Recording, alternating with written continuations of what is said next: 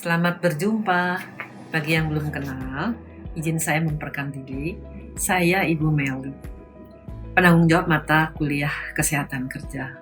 Saya bersama 3 dosen lainnya, Pak Doni, Bu Bian, dan Pak Stefan akan memfasilitasi proses pembelajaran dan pembelajaran di semester ganjil ini. Mata kuliah Kesehatan Kerja memberikan bekal pemahaman tentang kesehatan kerja sebagai keilmuan dan penerapannya di tempat kerja.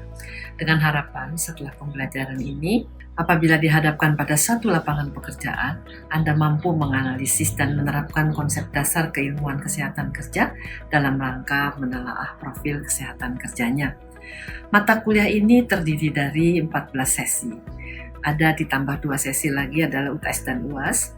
Nah, 1 hingga 7 kita akan membahas secara komprehensif mengenai konsep dasar dan profil kesehatan kerja.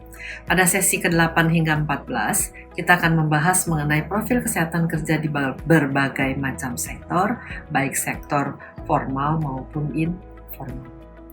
Untuk penjelasan yang lebih lengkap mengenai deskripsi singkat mata kuliah, CPMT, atau capaian pembelajaran mata kuliah, sub CPMT, dan judul topik mata kuliah ini serta tugas, UTS, UAS, dan cara penilaiannya, Anda dapat mengunduh buku pedoman kegiatan mahasiswa BPKM yang sudah tersedia pada tautan emas ini. BPKM itu penting sekali sebagai pedoman dalam mencapai tujuan mata kuliah. Pada sesi ini, kita akan membahas mengenai apa itu pekerja sehat dan fit to work, apa saja bahaya dan risiko kesehatan kerja, serta bagaimana sistem kerja dan beberapa organisasi profesi yang berhubungan dengan K3, khususnya kesehatan kerja. Selamat datang di sesi pertama yang berjudul tentang konsep dasar keilmuan kesehatan kerja. Yang ke-1, beberapa orang di antara kalian mungkin bertanya, kenapa harus ada upaya kesehatan di tempat kerja? Sedangkan tujuan dari dunia usaha atau dunia kerja adalah mencari keuntungan. Lagi pula kesehatan adalah urusan dokter, perawat, atau tenaga kesehatan lainnya. Bila upaya kesehatan kerja dilaksanakan, apakah tidak mengganggu konsentrasi bekerja? Bagaimana pelaksanaannya di tempat kerja? Dan kapan upaya kesehatan kerja di tempat kerja itu dilaksanakan? Mari kita telaah hubungan antara pekerjaan dan kesehatan di beberapa tempat kerja pada sesi-sesi berikutnya.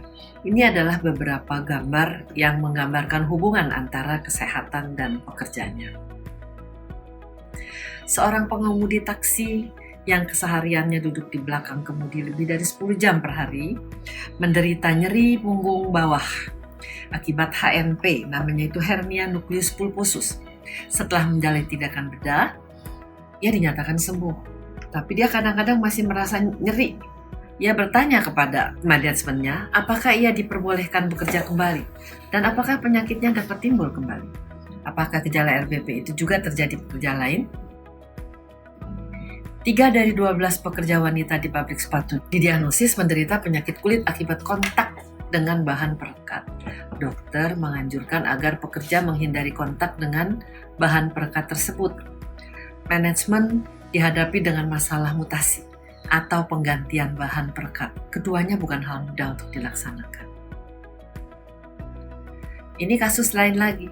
Seorang pekerja garmen yang mengalami penurunan ketajaman penglihatan, mengeluh nyeri tengkuk serta pundak yang tidak kunjung hilang. Selanjutnya, ini pekerja berisiko terjangkit COVID-19 yang ditularkan dari rekan kerjanya. Banyak terjadi di sektor perkantoran juga, selain di fasilitas pelayanan kesehatan. Nah, dari kasus-kasus tersebut, kita terlebih dahulu harus paham apa yang dimaksud dengan pekerja sehat dan fit to work. Pekerja sehat ialah pekerja yang sehat secara fisik, mental, sosial, societal, sensual, dan seksual sebagai modal untuk bekerja. Sedangkan fit to work adalah keserasian antara pekerja dan pekerjaannya. Hal ini penting bagi pekerja agar tetap sehat selama bekerja sampai pensiun nanti dan produktivitasnya terjamin. Kita juga perlu paham mengenai apa itu bahaya dan risiko kesehatan. Bahaya kesehatan adalah asat yang berpotensi menimbulkan gangguan kesehatan. Sedangkan risiko kesehatan ialah peluang hasad kesehatan untuk menimbulkan gangguan kesehatan.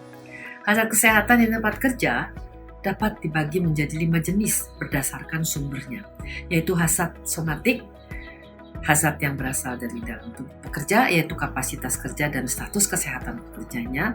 Kedua, hasad perilaku, yaitu hasad yang terkait dengan perilaku kesehatan pekerja. Ketiga, hasad lingkungan berupa faktor fisik, kimia, dan biologi yang selama ini Anda kenal. Dan nomor 4, hasad ergonomi, yaitu terkait dengan kondisi pekerjaan dan peralatan kerja yang digunakan oleh pekerja. Dan terakhir, hasad pengorganisasian pekerjaan dan budaya kerja berupa hasad psikososial yang berpotensi menimbulkan stres kerja.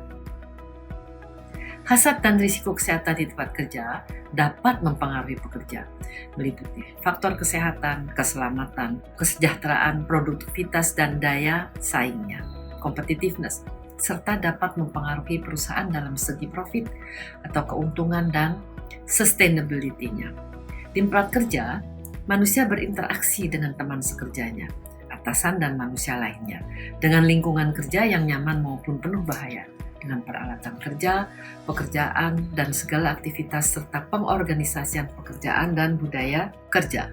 Dalam satu sistem kerja yang spesifik untuk masing-masing tempat kerja, di luar sana ada organisasi profesi yang berhubungan dengan kesehatan pekerja, seperti PAKI, IIHA, IAKMI, di mana kita personel K3 dapat bergabung, serta IDKI dan Perdoki yang anggotanya khususnya adalah para dokter. Berikut ini ialah tautan atau sumber informasi yang dapat memberikan Anda informasi lebih mengenal kesehatan kerja.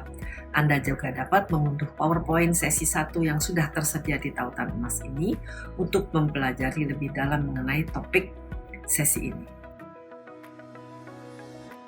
Untuk penugasan dan evaluasi, Anda diwajibkan untuk menjawab beberapa pertanyaan yang dapat diunduh di tautan emas ini dalam format PowerPoint dan dikerjakan secara berkelompok.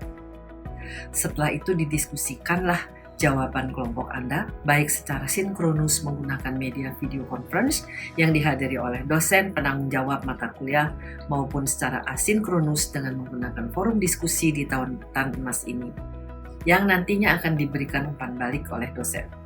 Setelah melakukan diskusi sinkronus maupun asinkronus, Anda sudah satu langkah lebih maju mengenal apa itu kesehatan kerja. Adik-adik sekalian, setelah melaksanakan presentasi, diskusi kelas, dan mendapatkan masukan dari dosen penanggung jawab mata kuliah kesehatan kerja, Anda sudah berada di penghujung sesi ke-1. Untuk sesi selanjutnya, kita akan mempelajari mengenai apa itu kesehatan kerja, meliputi definisinya baik dalam aspek keilmuan maupun aplikasinya, serta sejarah dan isu terkini mengenai kesehatan kerja. Sampai jumpa di sesi kedua.